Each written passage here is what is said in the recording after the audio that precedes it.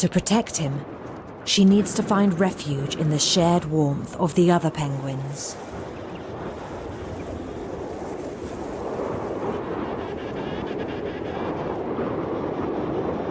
As 100 kilometers an hour winds lash the colony, the penguins huddle together.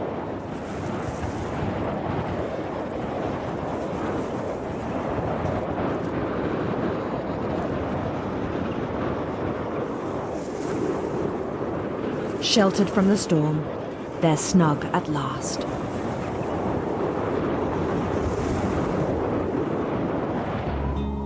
But out on the ice, the lone father is still paying the price for his mistake. His only hope is to reach the safety of the colony in time. In the comfort of the huddle, the penguins have